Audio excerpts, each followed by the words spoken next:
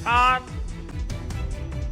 गंगोत्री से लेकर गंगा सागर तक कमल ही कमल खिला हुआ है।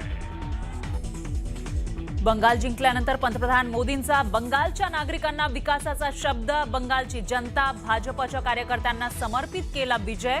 दिल्लीत भाजपच्या कार्यालयामध्ये जोरदार सेलिब्रेशन।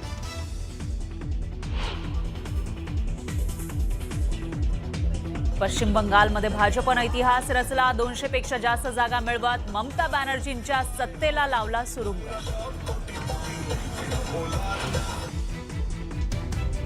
तमिळनाडूमध्ये अभिनेता थलपतीचा ब्लॉकबस्टर विजय। स्टॅलिन यांच्या डीएमके आणि एआयडीएमकेला धोबीपछाड देत टीव्हीके 100 पार।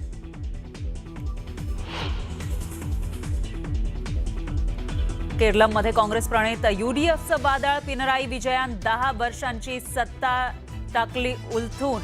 विजयानंतर राहुल गांधींनी मानले मतदारांचे आभार।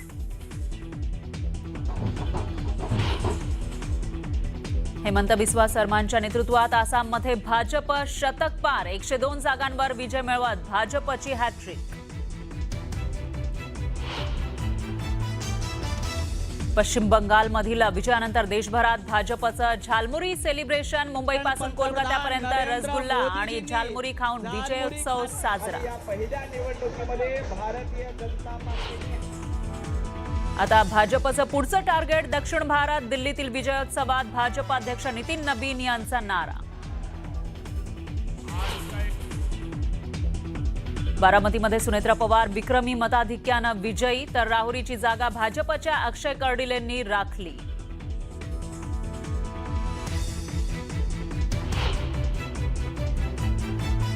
सुनेत्रा पवार जी ने भी बड़ी जीत दर्ज की है। मैं इन सभी राज्यों की जनता का हृदय से आभार व्यक्त करता हूं। बारामती पोटनिवडणुकीतील सुनेत्रा पवारांच्या विजयानंतर पंतप्रधानांकडून शुभेच्छा।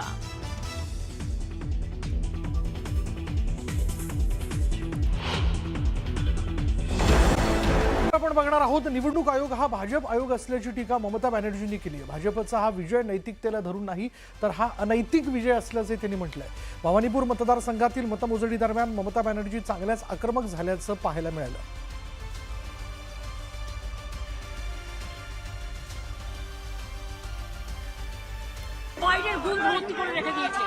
আমি ক্যান্ডিডেট আমাকে ইলেকশন ঢুকতে হয়নি।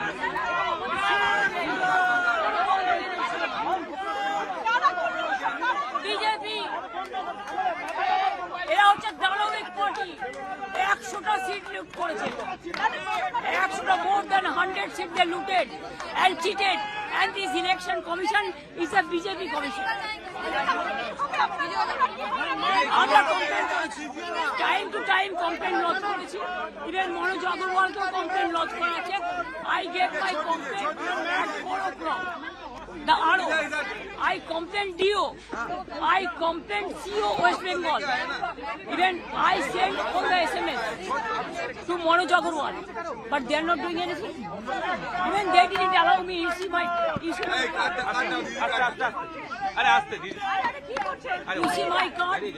They are not allowing me also.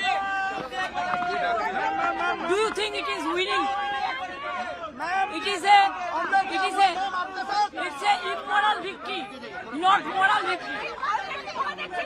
Immorally, whatever election commission has done with the central forces and prime minister and home minister, it is totally illegal, and we will ask for counter mandate.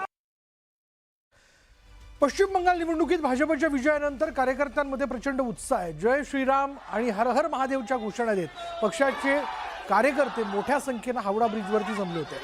याचा एक video देखील समोर आला। जय श्रीराम हर हर महादेवच्या घोषणांनी परिसर दणाणून गेला होता।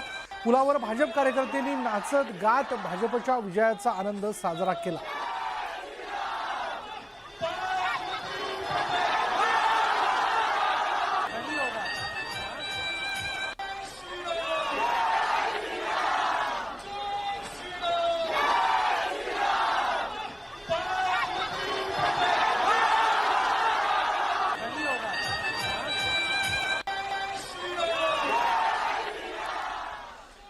तामिळनाडूमध्ये बदलाचे वारे वाहिले आणि अभिनेता थलपती विजयच्या पक्षानं जोरदार मुसंडी मारली. या प्रचंड विजयाच्या पार्श्वभूमीवर एका व्यक्तीचा विजय जास्त चर्चेत आला. थलपती विजयचा दीर्घकाळ ड्रायव्हर असलेले राजेंद्रन यांचा मुलगा सबरीनाथन आता थेट आमदार झालाय. त्याला विधानसभा निवडणुकीचं तिकीट दिलं होतं. विजयने त्याच्या उमेदवारी अर्ज भरण्याच्या दिवशी मंचावर विरुगनम पक्कम या मतदारसंघातून सबरीनाथनला तिकीट दिलं होतं. सबरीनाथनने विजयाच्या अपेक्षा पूर्ण केल्या. विजयने त्याच्यावरती ठेवलेला विश्वास त्यानं सार्थ ठरवला.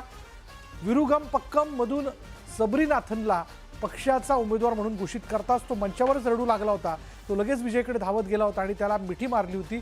मग त्याच्या पाया पडला होता आणि हा व्हिडिओ तुफान व्हायरल झाला होता.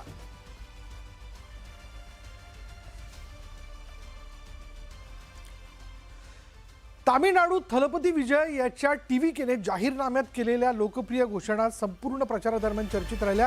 ते घोषणा नेमक्या कुठल्या होत्या ते आपण पाहूयात. बघा, मुलींना लग्नासाठी 8 ग्रॅम सोनं आणि सिल्क साडी, ही एक घोषणा मोठी चर्चेत राहिली. पुढे आपण पाहूयात नवजात बालकांसाठी सोन्याची अंगठी. घरोघरी जिथे नवजात बालकं जन्माला येतील त्यांच्याकरता सोन्याची अंगठी, ही एक योजना. पुढे आहे गृहिणींना दरमहा 2500 रुपये. अर्थात आपल्याकडे आपण महाराष्ट्रात या योजनेला लाडकी बहीण योजना म्हणून ओळखतो. तिथं देखील ही योजना विजयने घोषित केली होती. पुढे आपण पाहूयात सुपर 6 योजना. वर्षातून 6 सिलेंडर मोफत. सुपर 6 योजनेच्या अंतर्गत घरोघरी गृहिणींना वर्षातनं 6 सिलेंडर मोफत मिळतील. दरमहा 200 युनिट वीज मोफत, ही देखील योजना जी आहे ती लोकांना चांगलीच भावल्याचं दिसतंय. शिवाय सुशिक्षित बेरोजगारांना दरमहा 400 रुपये, दर महिन्याला 400 रुपये त्यांना दिले जातील.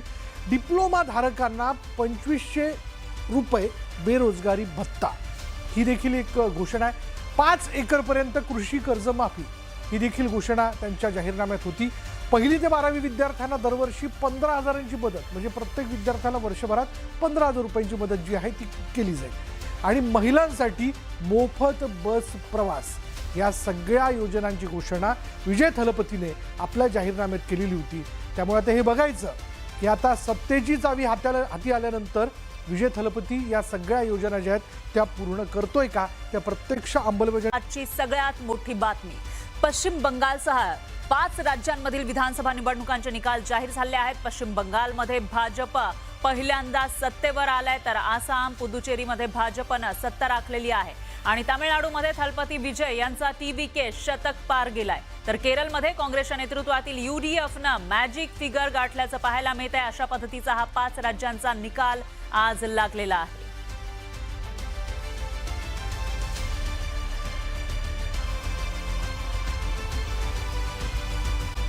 देशातल्या कोणकोणत्या राज्यांमध्ये भाजपचं सरकार आहे यावरती एक नजर टाकूयात आणि जाणून घेऊयात कशा पद्धतीने सगळंच भगवमय होत आहे. पहिले तर 100% भाजप असा नारा देण्यात आला. उत्तर प्रदेश भाजपने एक हाती मिळवलं. त्यानंतर आपण जर पाहिलं तर पुढे महाराष्ट्र एनडीएचं सरकार आहे आणि याच्यामध्ये आपण पाहिलं भाजप सत्तेचा प्रमुख वाटेकरी आहे. दुसरीकडे पाहिलं गुजरातमध्ये भाजपने एक हाती सत्ता मिळवलेली आहे. इथे देखील 100% भाजपचा नारा त्यांनी पूर्ण केला. राजस्थानमध्ये त्यांनी सत्ता मिळवलेली आहे. पुढे जर आणखीन दुसरं राज्य आपण जाणून घ्यायचं झालं तर मध्यप्रदेशमध्ये देखील त्यांनी पुन्हा एकदा, म्हणजे गेली 3 टर्म आपण बघतोय भाजपची सत्ता मध्यप्रदेशमध्ये आहे. पुढे आपण पाहिलं बिहारमध्ये भाजपने सत्ता मिळवली, बहुमत मिळवलं आणि आपला मुख्यमंत्री जो आहे तो नितीश कुमार यांच्यानंतर तिथे बसवलेला आहे. पुढे हरियाणात देखील त्यांनी दुसऱ्यांदा सत्ता जी आहे भाजपने ती मिळवलेली आहे. नंतरचं राज्य छत्तीसगडमध्ये देखील भाजपने ही करामत करून दाखवली. आणि पुढे जर या सगळ्या मोर्चे बांधणीतनं ओडिसासारखं राज्य ते देखील त्यांनी एक हाती जे ते खेचून आणलं. दिल्लीमध्ये आम आदमी पार्टीची सत्ता होती आणि त्यानंतर भाजपने ही सत्ता जी आहे ती एक हाती मोठ्या बहुमताने मिळवली. उत्तराखंडमध्ये देखील भाजपची सत्ता आहे. पुढलं राज्य जर आपण जाणून घेतलं या ठिकाणी तर गोव्यामध्ये देखील पुन्हा एकदा भाजपनं सत्ता जी आहे ती आपल्या हाती खेचून आणली आणि आपण पाहतोय की तिथे मुख्यमंत्री भाजपचा. त्रिपुरात देखील ईशान्येतली जी काही राज्य आहेत त्याच्यामध्ये त्रिपुरा हे एक राज्य, अरुणाचल प्रदेश एक राज्य, शिवाय आंध्र प्रदेशमध्ये देखील एनडीएचं सरकार जे ते आपल्याला बघायला मिळतं. आणि पुढे जर आपण पाहिलं तर सिक्कीममध्ये देखील भाजपने आपली सत्ता जी आहे ती त्या ठिकाणी स्थापित केली. नागालँडमध्ये देखील आपण पाहिलं तर एनडीएचं सरकार आहे, म्हणजे अर्थात भाजपचं सरकार आहे, मेघालयमध्ये देखील एनडीएचं सरकार आहे. पुढे जर आपण पाहिलं तर पश्चिम बंगालमध्ये आज भाजपनं दणदणीत विजय मिळवलेला आहे. तृणमूल काँग्रेस मोठा पराभव त्यांना स्वीकारावा लागला.